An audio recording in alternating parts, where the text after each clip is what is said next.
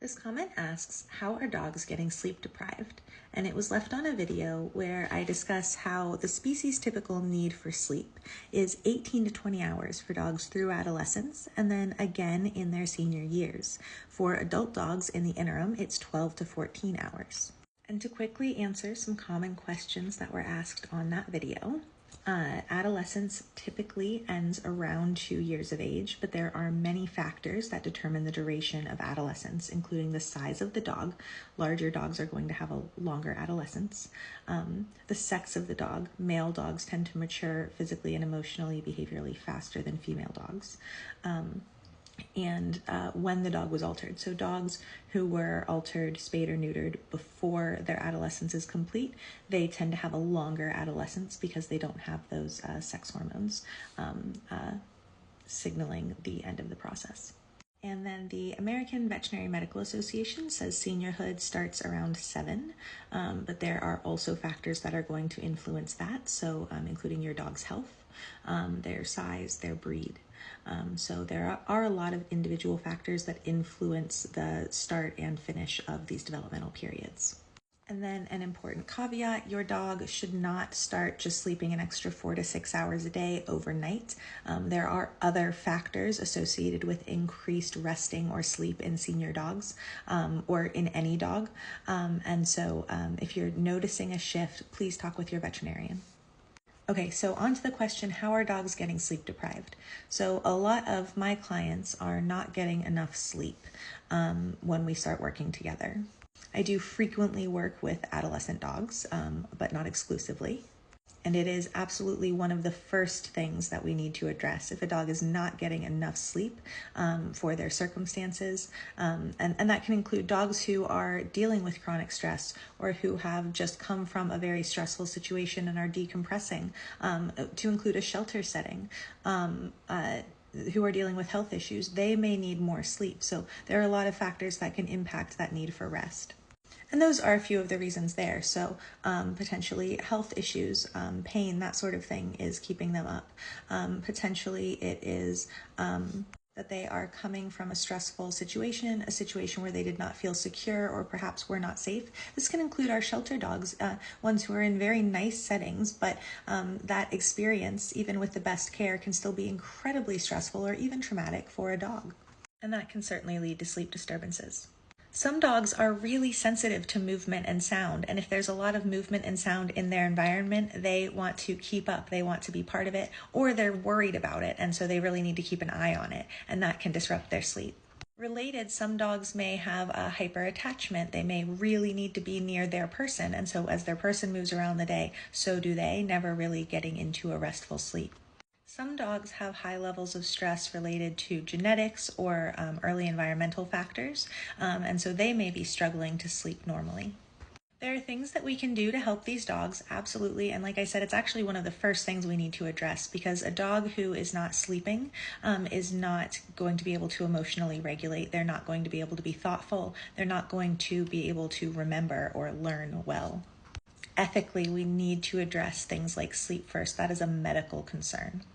And it is so important to note that sleep deprivation in a dog often looks like hyperarousal because these dogs are frantic. And very unfortunately, that can lead people to think that actually the dog needs more exercise. So there are a lot of things we can do to help these dogs. Absolutely, for dogs that are incredibly sleep deprived, I am talking with a veterinarian.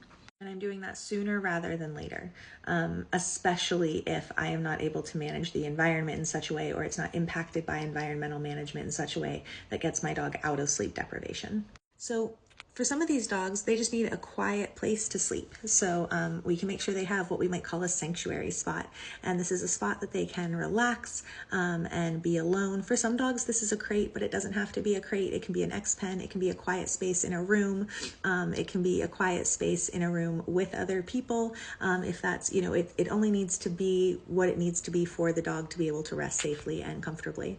We can fill out that space with what makes them happy so we can notice where do they tend to sleep already. Maybe that can be that space, and we can put soft bedding there for them, or we can play calming music in that space. Pheromones may be appropriate. Talk with your veterinarian. We can make sure that no one bothers them in that space. Or if this is a concern of hyperattachment, we can make sure that they can still access us when they're in that space. For some dogs, there is certainly a medical component, and again, we need to talk with a veterinarian. We can also help dogs learn to spend more time relaxing, settling, and doing that instead of following us around. Something really simple to implement can just be capturing calm behavior. So when you see the dog laying down, put a cookie down in front of them.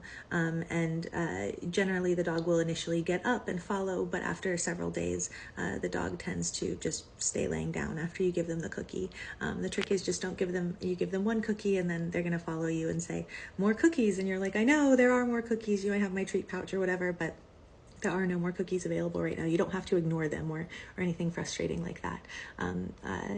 And then generally after a few days, they stay laying down. And in a lot of cases, that's very, very, very helpful in seeing increased resting. I might also shape a relax on a mat behavior. I like one that's really well generalized and that preserves flight, so there's no implied stay. I teach it through shaping, so the dog is making all of the decisions, so we're really prioritizing agency, although one could certainly argue that, we still with shaping have an agenda. So is that full agency? Perhaps not, but I think it's a bit more than luring or cueing the dog into positions. And I really like that relax on a mat to become, I sometimes don't even put a verbal cue on it. I just want my dog to have been reinforced for, shaping all the way into a relaxed down on the mat on a variety of surfaces where they like to relax throughout the house. And I like those physical cues, those mats, bed, blankets, towels to be available. Now my dog has choices of where to relax. And I'll often not even need to take the mat behavior up through working through like distraction and duration. I usually just shape it through, generalize it really well, and then when we've combined that with the capturing calm exercise, we get the goal for a lot of my clients, which is just the dog relaxing more on their own independently and sleeping more for my clients that are not getting enough sleep. Certainly ensuring that our dogs have appropriate stress outlets throughout the day so that our enrichment isn't just go, go, go arousal can also help.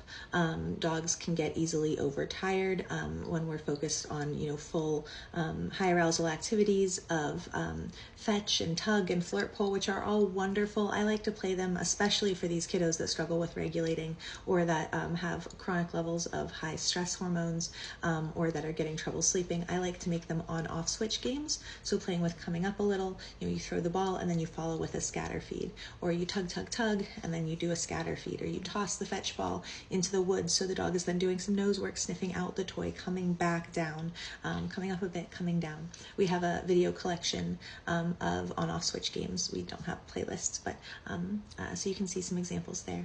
And that really helps with self-regulation. But my point was the types of enrichment that we choose. So we also want to be careful not to have these games that just take arousal up, up, up, to balance that with the games of coming up and down. And then also just stress outlets like sniffing, foraging, licking, chewing. Carrying a toy around in their mouth can be really nice for some dogs. Notice how your dog tries to cope with stress, and then give them more opportunities to cope in that way, provided that it's a way that is serving them. And as always, adapt what you need to your individual dog. There are things that will be really helpful for one dog that could be contraindicated to another dog's management plan. Something that is very enriching for one dog could be traumatizing to another. So it is really, really important to not take a one-size-fits-all approach. I mean, holistically, the approach is the same, but the details are different.